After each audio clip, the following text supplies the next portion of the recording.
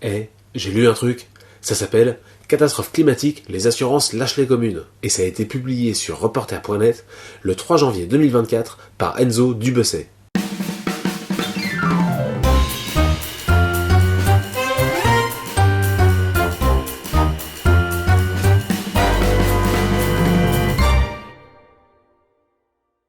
En février 2023, le maire de Saint-Vallier-de-Thièille reçoit une lettre. L'assureur de la commune fait valoir son droit de résiliation, sans aucun motif. Du coup, appel d'offres, personne ne répond pendant des mois et des mois. La commune finit par trouver un nouvel assureur, mais entre l'augmentation des prix et les franchises, c'est 5 fois le coût qu'il payait avant. Ouais mais bon, c'est une commune sur 35 000. De l'Orne à la Côte d'Or en passant par le littoral méditerranéen, les résiliations brutales, les hausses vertigineuses et les appels d'offres restés sans réponse sont légion. L'AMF, c'est l'Association des maires de France, évoque même qu'une centaine de communes pourraient ne plus être assurées au 1er janvier 2024. Alors si chaque situation locale est unique, au niveau national, la directrice de Groupama, qui assure 20 000 collectivités, nous révèle qu'on est passé de 10% de sinistres liés aux catastrophes climatiques à plus de 30%. En fait, le problème des collectivités, c'est la nature des biens assurés. Que ce soit les flottes de véhicules ou les bâtiments qui sont parfois classés et donc souvent coûteux à reconstruire. Du coup, ça plus l'inflation. Oui, et les émeutes de l'été 2023, qui ont coûté 730 millions d'euros aux assureurs essentiellement en dommages sur des biens publics. C'est ce qui fait que les grandes compagnies d'assurance généralistes, type AXA, Allianz, se détournent de ce marché et c'est les acteurs historiques qui se retrouvent à assumer seuls les déficits des années précédentes.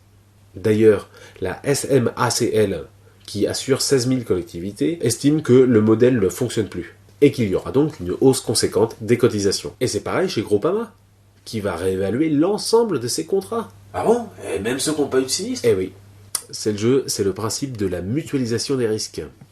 Est-ce que ce serait pas un problème franco-français? Pas vraiment, parce que comme l'écrivait le New York Times en 2019, certaines compagnies refusent d'assurer les habitants de la Californie pour les feux de forêt ou les habitants de la Floride pour les inondations. Et en France, dans les territoires ultramarins, le taux d'assurance est de 50%, contre 96% en métropole. Et l'IGF estime, l'Inspection Générale des Finances, que les objectifs de rentabilité durable incitent ces grandes compagnies à se désengager complètement de ces territoires. Par exemple, la commune de Goyave en Guyane, dont le contrat d'assurance a été résilié par Groupama en 2015, ne retrouve pas d'assureur. À l'heure actuelle, seuls 1000 m² sur 11 000 m² de bâtiments communaux sont assurés, et par une compagnie allemande. Alerté par les assurances et les collectivités, le gouvernement lance en octobre 2023 une grande mission sur l'assurabilité des collectivités territoriales. Ah, et ça donne quoi?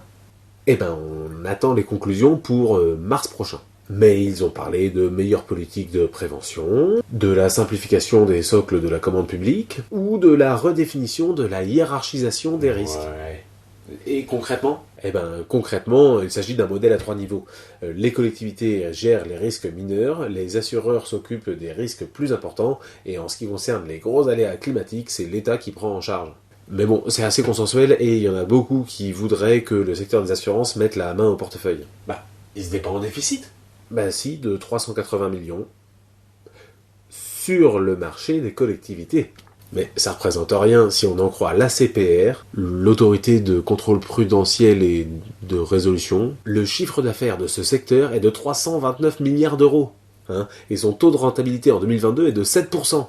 Pour conclure l'article, Enzo Dubesset nous parle d'une étude du cabinet Sinon Virgule, soutenu par la Maif, la Massif et la Caisse des dépôts, qui invite à repenser radicalement le modèle des assurances. Il y est question par exemple d'assurance marxiste, où les primes ne sont pas en fonction des risques, mais en fonction de la capacité financière. Il est également question de remplacer l'assurance monétaire par des banques de matériaux, de l'aide alimentaire ou bien du temps ou de la formation. Est-ce que cette étude aura un écho dans le monde de l'assurance ?